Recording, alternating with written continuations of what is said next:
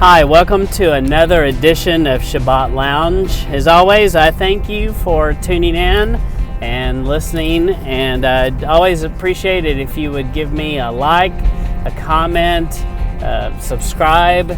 Also, share it to someone that you think might benefit or find this useful to them or enjoyable or anything like that. I appreciate. So anyway, once again, thank you for listening. And if you have any questions, you can also email those to me.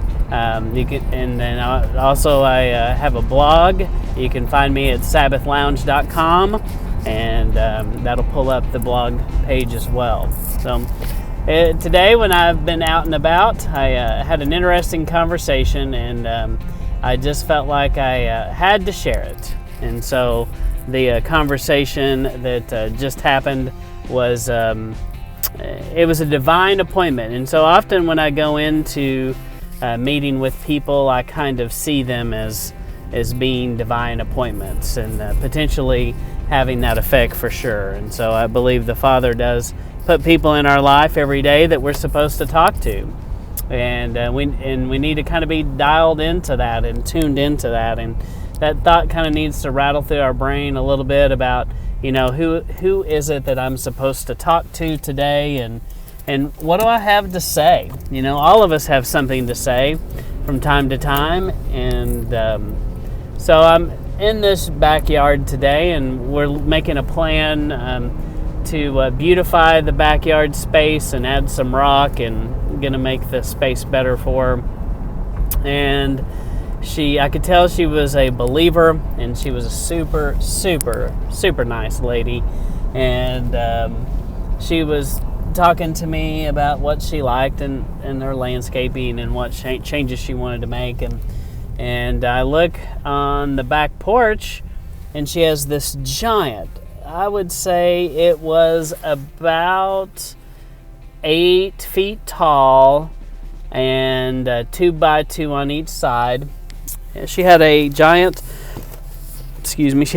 obelisk in the backyard on the porch. And so I began to ask her, I was like, do you know what this is? And so, before I got there, I kind of kept going. We talked about everything, and I came back over there, and I was like, so I just have to ask you about this. What's the story behind this? How did you end up with this? What happened here? And she told me that in her old house, they were doing some construction, some tile and stone work inside, and the guys had mentioned something to her one day, that they had this piece that they had done for someone, and he never paid for it, and they were kind of stuck with it. And they began to describe it, and she thought it sounded interesting, and it was big, and she's like, yeah, that sounds fun.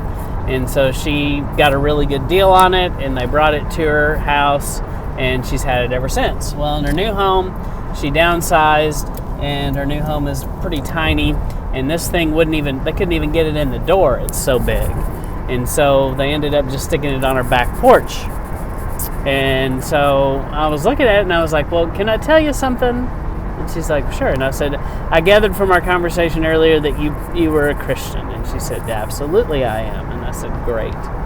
And I said, well, I need to tell you that this does have some significance, and that you might want to know what it means. And she's like, oh, tell me. I want to know. And I said, well, I began to tell her that the obelisk was tied to Osiris and his wife/mother. And, I told her a little bit about that story. I was like, but I also told her, I said, you're just going to have to Google it. Look it up and, check into it for yourself. But that's what my research has led me to believe, that an obelisk is a form of idolatry, and it's definitely connected to that. I asked her, I was like, at first I thought maybe you were a Freemason or connected to that, and she's like, oh, no. So anyway, she said she cried. She began to cry and got upset. And she said, as she was talking to me, it was already a cold morning, and she's talking to me, and she said she had goosebumps up and down her arm as I'm telling her this story. And she's like, it's got to go. And immediately there's another guy that was there doing some other work for her, and hauling some stuff off.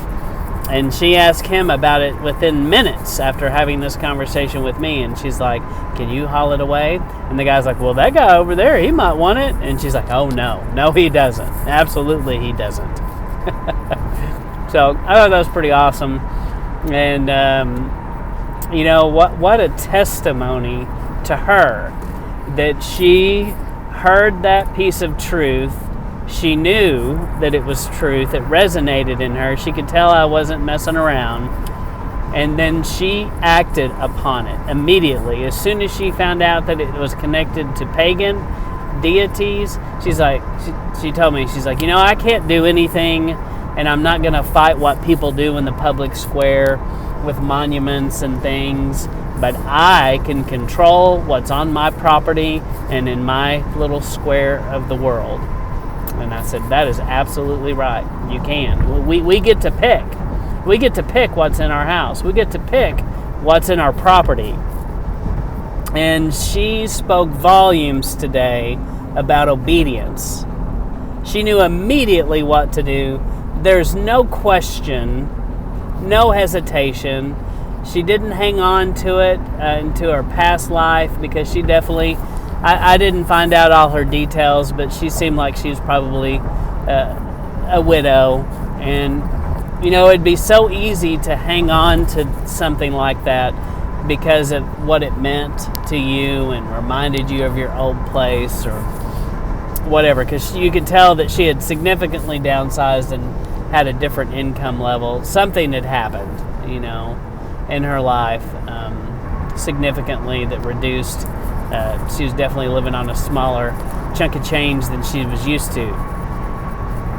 But bottom line is, I have to admire her obedience. Her obedience is a great testimony for me, a great testimony for you, about how once we find these things out to be true, if we have idols in our house, if we have things connected to pagan deities, and we got to get rid of them. We can't just be like, oh, whatever, that doesn't mean anything to me.